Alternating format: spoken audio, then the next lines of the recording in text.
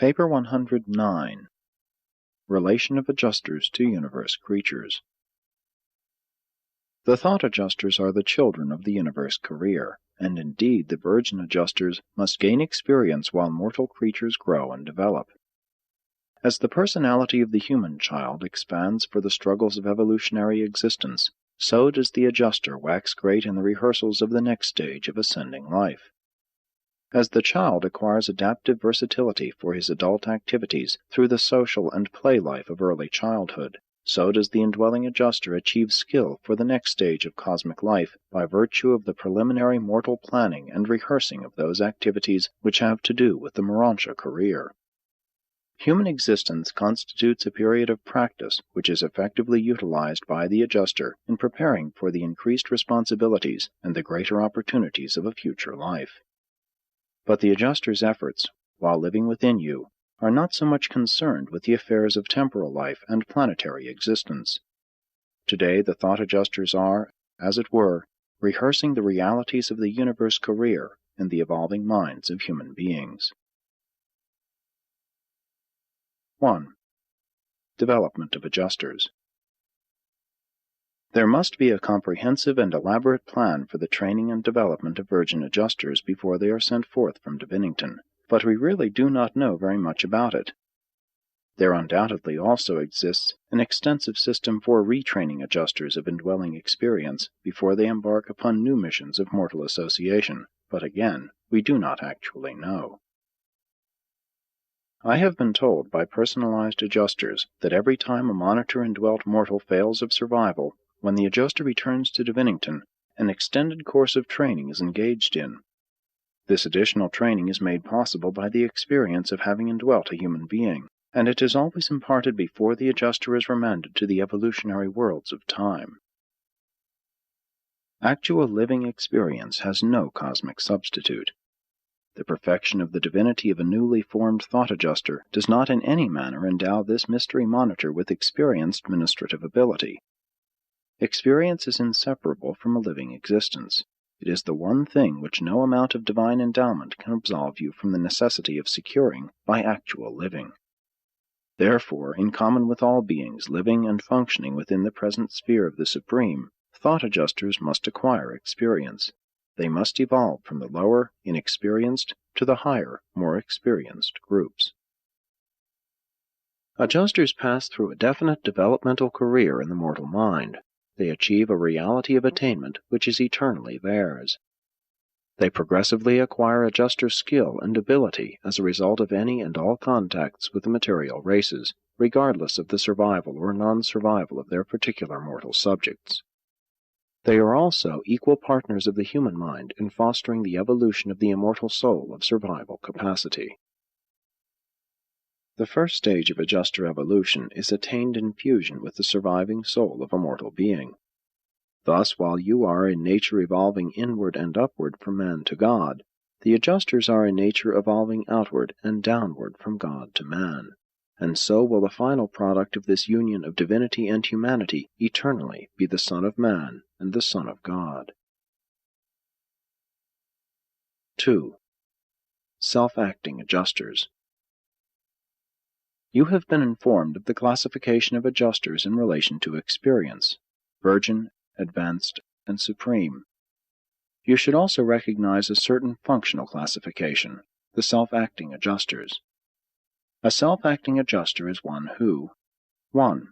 Has had certain requisite experience in the evolving life of a will creature, either as a temporary indweller on a type of world where adjusters are only loaned to mortal subjects, or on an actual fusion planet where the human failed of survival. Such a monitor is either an advanced or a supreme adjuster. 2. Has acquired the balance of spiritual power in a human who has made the third psychic circle and has had assigned to him a personal seraphic guardian. 3. Has a subject who has made the supreme decision, has entered into a solemn and sincere betrothal with the adjuster. The adjuster looks beforehand to the time of actual fusion and reckons the union as an event of fact. 4. Has a subject who has been mustered into one of the reserve corps of destiny on an evolutionary world of mortal ascension. 5. at some time during human sleep, has been temporarily detached from the mind of mortal incarceration to perform some exploit of liaison, contact, re-registration, or other extra-human service associated with the spiritual administration of the world of assignment. 6.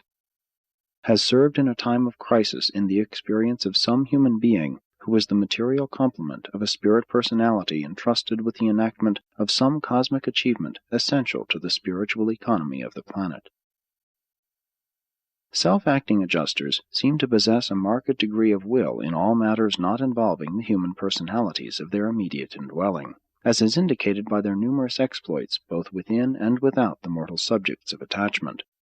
Such adjusters participate in numerous activities of the realm, but more frequently they function as undetected indwellers of the earthly tabernacles of their own choosing. Undoubtedly, these higher and more experienced types of adjusters can communicate with those in other realms. But while self-acting adjusters do thus intercommunicate, they do so only on the levels of their mutual work and for the purpose of preserving custodial data essential to the adjuster ministry of the realms of their sojourn, though on occasions they have been known to function in interplanetary matters during times of crisis. Supreme and self-acting adjusters can leave the human body at will. The indwellers are not an organic or biologic part of mortal life. They are divine superimpositions thereon. In the original life plans they were provided for, but they are not indispensable to material existence. Nevertheless, it should be recorded that they very rarely, even temporarily, leave their mortal tabernacles after they once take up their indwelling. The superacting adjusters are those who have achieved the conquest of their entrusted tasks, and only await the dissolution of the material life vehicle for the translation of the immortal soul. 3. Relation of adjusters to mortal types. The character of the detailed work of mystery monitors varies in accordance with the nature of their assignments, as to whether or not they are liaison or fusion adjusters. Some adjusters are merely loaned for the temporal lifetimes of their subjects. Others are bestowed as personality candidates with permission for everlasting fusion if their subjects survive. There is also a slight variation in their work among the different planetary types, as well as in differing systems and universes. But, on the whole, their labors are remarkably uniform, more so than are the duties of any of the created orders of celestial beings. On certain primitive worlds, the Series 1 group, the adjuster indwells the mind of the creature as an experiential training, chiefly for self-culture and progressive development. Virgin adjusters are usually sent to such worlds during the earlier times when primitive men are arriving in the Valley of Decision, but when comparatively few will elect to ascend the moral heights beyond the hills of self-mastery and character acquirement to attain the higher levels of emerging spirituality. Many, however, who fail of adjuster fusion do survive as spirit-fused ascenders. The adjusters receive valuable training and acquire wonderful experience in transient association with primitive minds, and they are able subsequently to utilize this experience for the benefit of superior beings on other worlds. Nothing of survival value is ever lost in all the wide universe. On another type of world, the Series 2 group, the adjusters are merely loaned to mortal beings. Here the monitors can never attain fusion personality through such indwelling, but they do afford great help to their human subjects during the mortal lifetime, far more than they are able to give to Urantia mortals. The adjusters are here loaned to the mortal creatures for a single lifespan as patterns for their higher spiritual attainment, temporary helpers in the intriguing task of perfecting a survival character. The adjusters do not return after natural death. These surviving mortals attain eternal life through spirit fusion. On such worlds as Urantia, the Series 3 group, there is a real betrothal with the divine gifts, a life and death engagement. If you survive, there is to be an eternal union, an everlasting fusion, the making of man and adjuster one being. In the three-brained mortals of this series of worlds, the adjusters are able to gain far more actual contact with their subjects during the temporal life than in the one- and two-brained types. But in the career after death, the three-brained type proceed just as do the one-brained type and the two-brained peoples, the Urantia races.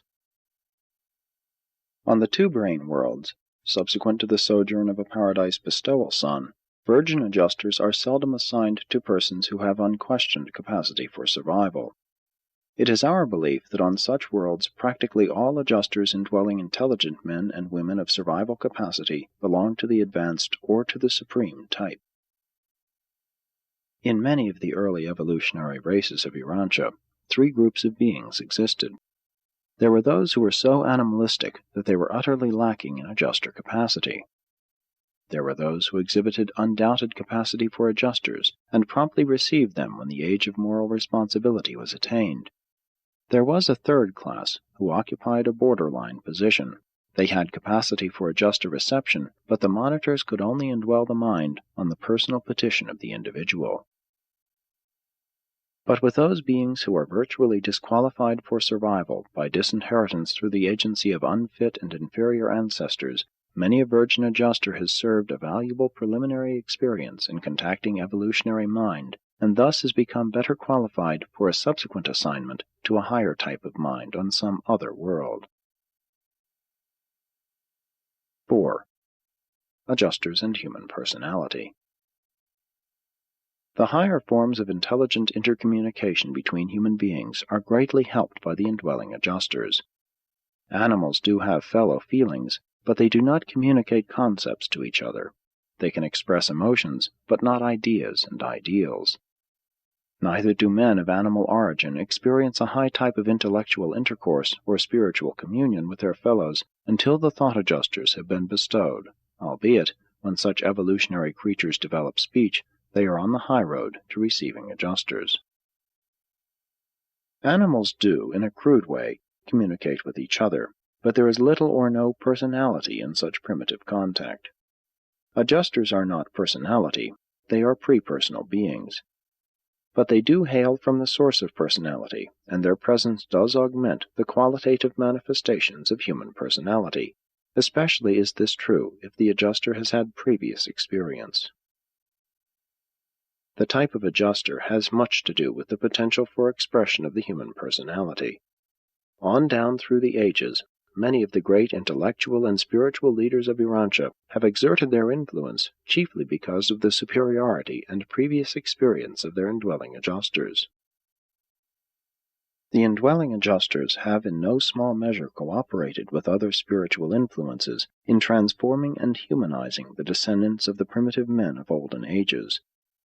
If the adjusters indwelling the minds of the inhabitants of Urantia were to be withdrawn, the world would slowly return to many of the scenes and practices of the men of primitive times.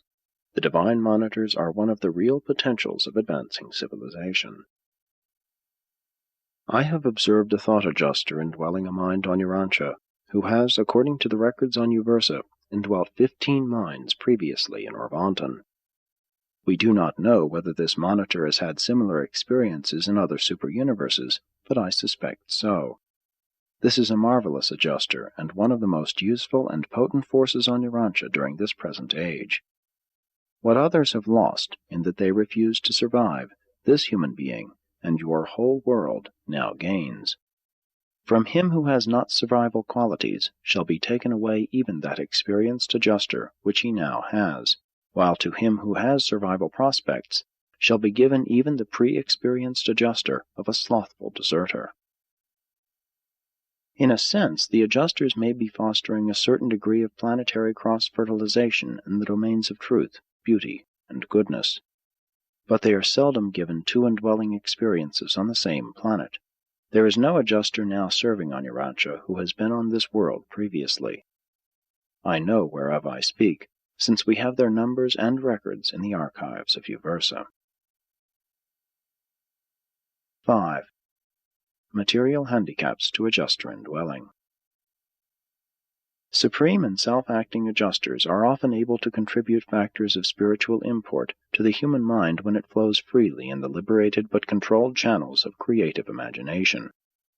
At such times, and sometimes during sleep, the adjuster is able to arrest the mental currents, to stay the flow, and then to divert the idea procession, and all this is done in order to effect deep spiritual transformations in the higher recesses of the superconsciousness. Thus are the forces and energies of mind more fully adjusted to the key of the contactual tones of the spiritual level of the present and the future.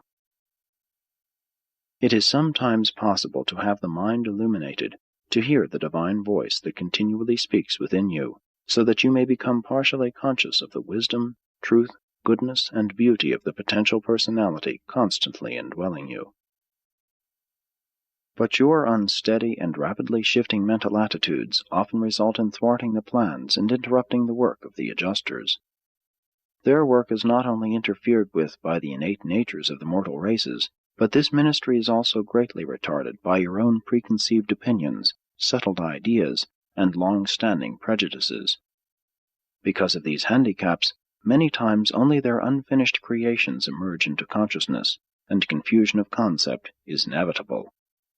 Therefore, in scrutinizing mental situations, safety lies only in the prompt recognition of each and every thought and experience for just what it actually and fundamentally is, disregarding entirely what it might have been. The great problem of life is the adjustment of the ancestral tendencies of living to the demands of the spiritual urges initiated by the divine presence of the mystery monitor. While in the universe and super-universe careers no man can serve two masters, in the life you now live on Urantia, every man must perforce serve two masters. He must become adept in the art of a continuous human temporal compromise, while he yields spiritual allegiance to but one master. And this is why so many falter and fail, grow weary, and succumb to the stress of the evolutionary struggle. While the hereditary legacy of cerebral endowment and that of electrochemical overcontrol both operate to delimit the sphere of efficient adjuster activity, no hereditary handicap, in normal minds, ever prevents eventual spiritual achievement. Heredity may interfere with the rate of personality conquest, but it does not prevent eventual consummation of the ascendant adventure. If you will cooperate with your adjuster, the divine gift will, sooner or later, evolve the immortal Morantia soul, and subsequent to fusion therewith, will present the new creature to the sovereign master son of the local universe, and eventually to the father of adjusters on Paradise. 6. The persistence of true values. Adjusters never fail. Nothing worth surviving is ever lost. Every meaningful value in every will creature is certain of survival, irrespective of the survival or non-survival of the meaning-discovering or evaluating personality. And so it is, a mortal creature may reject survival, still the life experience is not wasted. The eternal adjuster carries the worthwhile features of such an apparent life of failure over into some other world, and there bestows these surviving meanings and values upon some higher type of mortal mind, one of survival capacity. No worthwhile experience ever happens in vain. No true meaning or real value ever perishes. As related to fusion candidates, if a mystery monitor is deserted by the mortal associate, if the human partner declines to pursue the ascending career, when released by natural death, or prior thereto, the adjuster carries away everything of survival value which has evolved in the mind of that non-surviving creature. If an adjuster should repeatedly fail to attain fusion personality because of the non-survival of successive human subjects, and if this monitor should subsequently be personalized, all the acquired experience of having indwelt and mastered all these mortal minds would become the actual possession of such a newly personalized adjuster, an endowment to be enjoyed and utilized throughout all future ages. A personalized adjuster of this order is a composite assembly of all the survival traits of all his former creature hosts. When adjusters of long universe experience volunteer to indwell divine sons on bestowal missions, they full well know that personality attainment can never be achieved through this service. But often does the Father of Spirits grant personality to these volunteers and establish them as directors of their kind. These are the personalities honored with authority on Divinington, and their unique natures embody the mosaic humanity of their multiple experiences of mortal indwelling, and also the spirit transcript of the human divinity of the Paradise Bestowal Son of the terminal indwelling experience. The activities of adjusters in your local universe are directed by the personalized adjuster of Michael of Nebadon, that very monitor who guided him step by step when he lived his human life in the flesh of Joshua ben Joseph. Faithful to his trust was this extraordinary adjuster, and wisely did this valiant monitor direct the human nature, ever guiding the mortal mind of the Paradise Son in the choosing of the path of the Father's perfect will.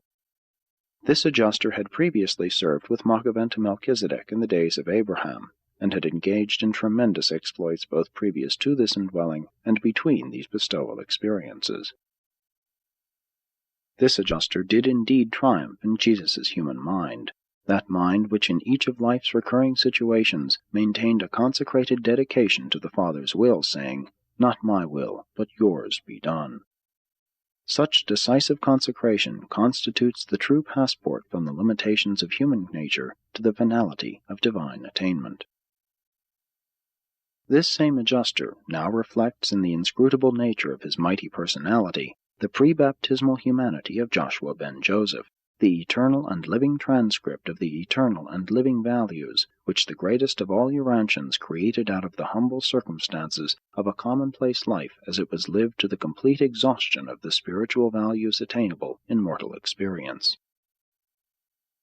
Everything of permanent value which is entrusted to an adjuster is assured eternal survival. In certain instances, the monitor holds these possessions for bestowal on a mortal mind of future indwelling. In others, and upon personalization, these surviving and conserved realities are held in trust for future utilization in the service of the architects of the Master Universe. 7. Destiny of personalized adjusters. We cannot state whether or not non-adjuster father fragments are personalizable, but you have been informed that personality is the sovereign free will bestowal of the Universal Father. As far as we know, the adjuster type of father fragment attains personality only by the acquirement of personal attributes through service ministry to a personal being. These personalized adjusters are at home on Divinington, where they instruct and direct their pre-personal associates. Personalized thought adjusters are the untrammeled, unassigned, and sovereign stabilizers and compensators of the far-flung universe of universes. They combine the creator and creature experience, existential and experiential. They are conjoint time and eternity beings. They associate the pre-personal and the personal in universe administration. Personalized adjusters are the all-wise and powerful executives of the architects of the Master Universe. They are the personal agents of the full ministry of the Universal Father, personal, pre-personal, and superpersonal. They are the personal ministers of the extraordinary, the unusual, and the unexpected throughout all the realms of the transcendental absonite spheres of the domain of God the Ultimate, even to the levels of God the Absolute. They are the exclusive beings of the universes who embrace within their being all the known relationships of personality. They are omnipersonal. They are before personality, they are personality, and they are after personality. They minister the personality of the Universal Father as in the eternal past, the eternal present, and the eternal future. Existential personality on the order of the infinite and absolute, the Father bestowed upon the eternal Son, but he chose to reserve for his own ministry the experiential personality of the type of the personalized adjuster bestowed upon the existential pre-personal adjuster, and they are thus both destined to the future eternal superpersonality of the transcendental ministry of the absonite realms of the ultimate, the supreme ultimate, even to the levels of the ultimate absolute. Seldom are the personalized adjusters seen at large in the universes. Occasionally they consult with the Ancients of Days, and sometimes the personalized adjusters of the sevenfold Creator Sons come to the headquarters worlds of the constellations to confer with the Verandadek rulers. When the planetary Verandadek observer of Urantia, the Most High Custodian, who not long since assumed an emergency regency of your world, asserted his authority in the presence of the resident Governor-General, he began his emergency administration of Urantia with a full staff of his own choosing. He immediately assigned to all his associates and assistants their planetary duties. But he did not choose the 3 personalized adjusters who appeared in his presence the instant he assumed the regency. He did not even know they would thus appear, for they did not so manifest their divine presence at the time of a previous regency. And the Most High Regent did not assign service or designate duties for these volunteer personalized adjusters. Nevertheless, these 3 omnipersonal beings were among the most active of the numerous orders of celestial beings then serving on Urantia. Personalized adjusters perform a wide range of services for numerous orders of universe personalities, but we are not permitted to discuss these ministries with adjuster-indwelt evolutionary creatures. These extraordinary human divinities are among the most remarkable personalities of the entire grand universe, and no one dares to predict what their future missions may be. Presented by a solitary messenger of Orvonton.